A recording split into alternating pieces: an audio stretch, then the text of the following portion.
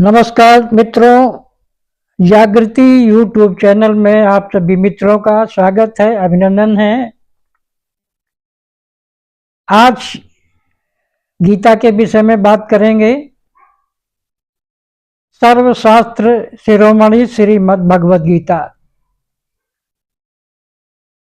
सर्वशास्त्र शिरोमणि यानी सभी शास्त्रों की सिरमौर, श्रीमद् भगवद गीता यानी श्रेष्ठ। श्रीमत माना श्रेष्ठ मत, श्रेष्ठ मत माना भगवान की मत, और भगवत गीता माना गाई हुई, भगवान के द्वारा गाया हुआ मधुर गीत। ये सर्वशास्त्र शिरोमणि श्रीमद् भगवद गीता का अर्थ है। और क्योंकि जैसा नाम है, सभी वेद शास्त्रों का सार है इसमें, यानी जो श्रीमद् भगवद गीता है, सारे हमारे वेद शास्त्र इसका विस्तार है। आज चर्चा करेंगे कि श्रीमद् भगवद गीता का ज्ञान श्री कृष्ण भगवान ने अर्जुन को कुरुक्षेत्र के मैदान में दिया था, लेकिन ये भगवद गीता हमारे पास तक कैसे पहुंची। कहते हैं वेद व्यास जी ध्यान मग्न स्थिति में बैठे हुए थे, तो उनको बहुत अद्भुत साक्षात्कार हुए। जब वो ध्यान की स्थिति से नीचे आए, उन्होंने सोचा कि ये इतना सुंदर ज्ञान है तो मानव के पास पहुंचाना चाहिए। लेकिन अब समस्या ये थी कि जो साक्षात्कार में उन्होंने देखा, तो कुछ चीजें याद रही, कुछ भूल गए। स्वाभाविक है कि सब चीजें साक्षात्कार की याद नहीं रहती हैं। कोई बात नहीं, उन्हें सोचा अगले दिन हम ध्यान मग्न में स्थिति में बैठेंगे और उसको लिपिबद्ध कर लेंगे, उसके बाद मानव मात्र के पास पहुंचाएंगे। क्योंकि पहले दिन का ज्ञान तो मानव के पास तक पहुंचा नहीं। दूसरे दिन जब वो ध्यान मग्न स्थिति में बैठे, तो लेखनी लेकर बैठे।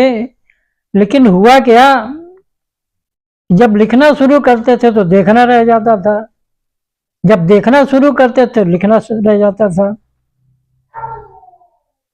तो दूसरे दिन का ज्ञान भी हम लोगों तक नहीं पहुंच पाया। अगले दिन वेद व्यास जी निराश होकर भगवान से प्रार्थना करने लगे, प्रभु ये जो अद्भुत ज्ञान आप हमें दे रहे हैं, ये अगर दुनिया में मानव मात्र के पास नहीं पहुंचा तो फायदा क्या होगा। मुझे कोई लिखने वाला दीजिए ताकि इस ज्ञान को हम दुनिया के लोगों तक पहुंचा सकें। कहते हैं वेद व्यास जी की प्रार्थना के अनुसार तीसरे दिन उनको गणेश जी मिले। गणेश जी लिखने के लिए तैयार हो गए, लेकिन उन्होंने एक शर्त रख दी। उनकी शर्त थी कि मैं बहुत तीव्र गति से लिखूंगा, जहां आप रुक जाएंगे वहां से मैं उठ के चला जाऊंगा। अब ये भी एक चिंता का विषय था कि कहीं तो रुकना पड़ सकता है। लेकिन वेद व्यास जी ने सोचा कि हम हूबहू जो देखेंगे वो लिखाते रहेंगे। तो गणेश जी ने लिखना शुरू किया और वेद व्यास जी साक्षात्कार की स्थिति में बैठ गए। उनको जब साक्षात्कार होना शुरू हुआ तो बोलना शुरू किया और गणेश जी ने लिखना शुरू कर दिया। हुआ क्या कि जो तीसरे दिन का साक्षात्कार का ज्ञान था, वो बहुत रहस्यपूर्ण था। उसमें बहुत सारी चीजें बीच में ऐसी आ रही थी कि जिनको समझना भी पड़ता था, तब बोलना पड़ता।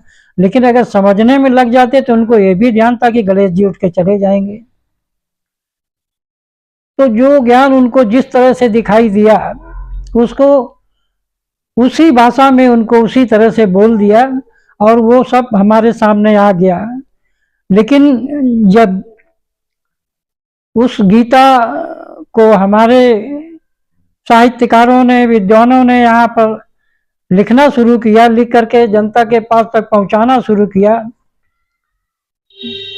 क्योंकि हमारा जो श्रीमद् भगवद गीता है वो दुनिया में जितनी भी धर्मशास्त्र हैं सबसे ज़्यादा भाषाओं में श्रीमद् भगवद गीता का प्रचार किया गया है।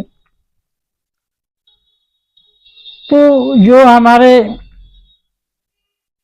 विद्वान थे, साहित्यकार थे, जो लिखने वाले थे, उन्होंने जो रहस्यपूर्ण शब्द थे उसमें, तो सभी लिखने वालों ने, क्योंकि गीता के हमारे पास गीता शास्त्र के अलग अलग पुस्तकें आती हैं, अलग अलग लोगों की लिखी हुई, तो हर एक ने उन गूढ़ रहस्यों को अपने अपने हिसाब से उसका अनुवाद किया। इसलिए काफी कुछ चीजें हमारे गीता में अलग अलग लिखी हुई चीजें, उसमें विरोधाभास लोगों को कई जगह उत्पन्न होता है। कुल मिला के ये गीता शास्त्र मानव मात्र के कल्याण के लिए है, इसलिए सबको पढ़ना चाहिए, समझना चाहिए। अगले वीडियो में आगे और कुछ जानकारियां देंगे गीता के विषय में ही। आप सबसे अनुरोध है कि इतनी जो जानकारी आपको प्राप्त हुई है, अगर अच्छी लगे तो कमेंट करें, चैनल को लाइक कर दें, सब्सक्राइब कर दें। नमस्कार, जय हिंद।